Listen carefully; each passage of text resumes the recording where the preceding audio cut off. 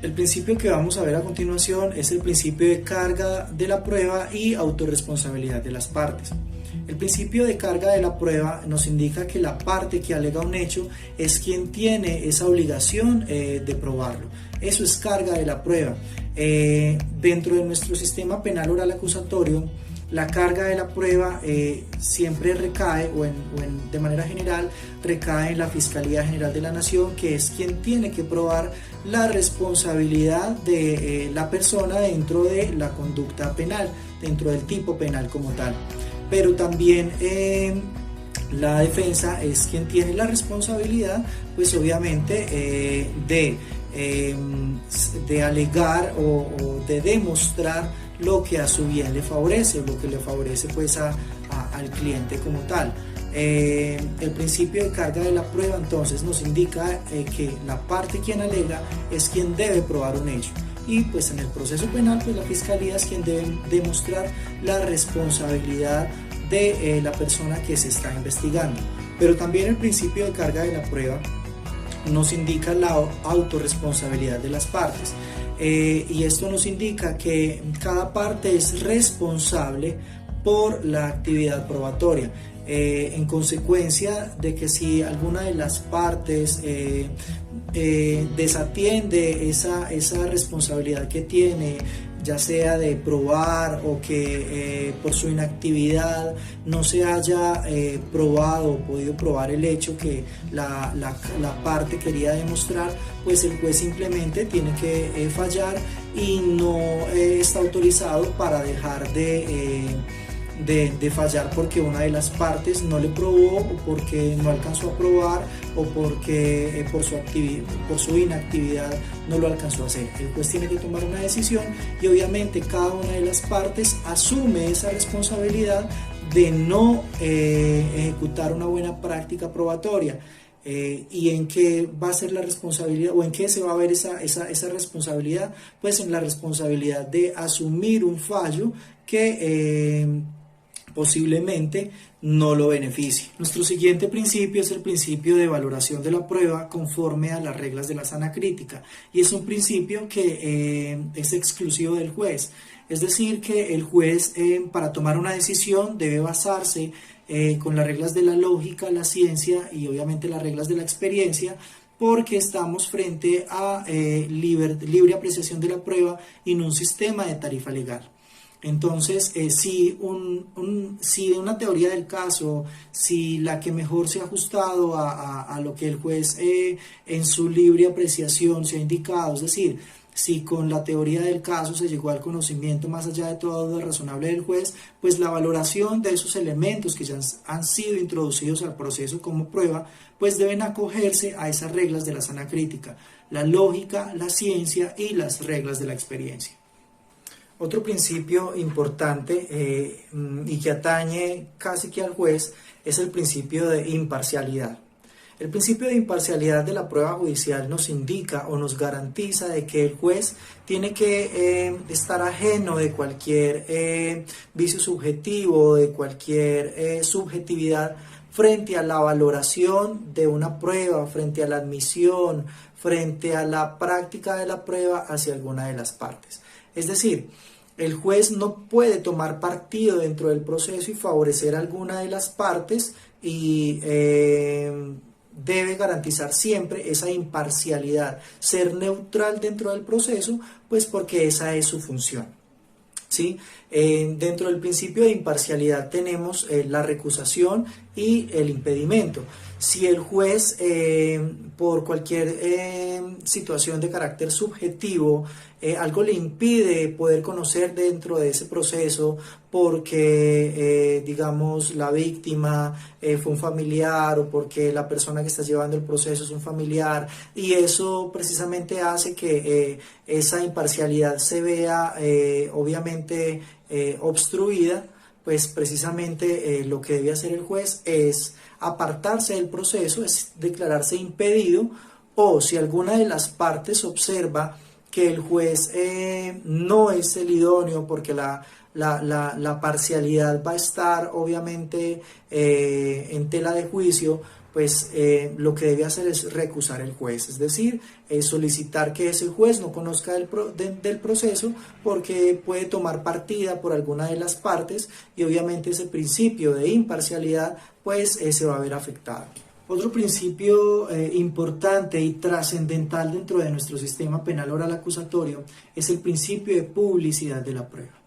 La publicidad hace relación al derecho que tienen las partes de que las decisiones sean notificadas, de que les sea allegados a ella en el tiempo oportuno la oportunidad para poder interponer recursos o para poder acudir a las audiencias o para poder conocer los medios de prueba de su contraparte. Es decir, el proceso tiene que ser público, el proceso judicial tiene que estar precisamente exento de cualquier carácter de reserva, a no ser que dentro del proceso judicial se trate de una audiencia reservada que se da generalmente en las audiencias preliminares y en la fase de investigación de manera general.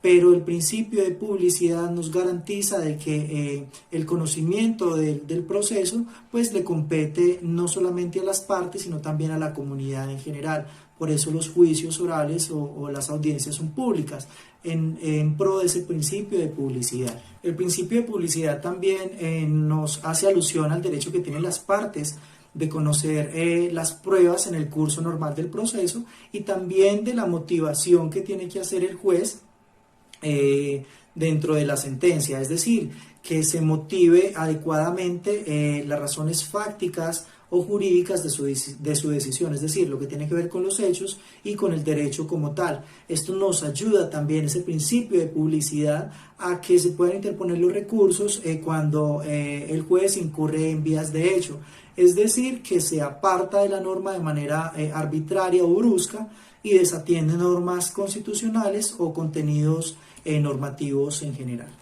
Nuestro siguiente principio es el principio de igualdad. Este principio guarda estricta relación con el artículo 13 constitucional, en el cual nos indica que todas las personas son libres e iguales ante la ley.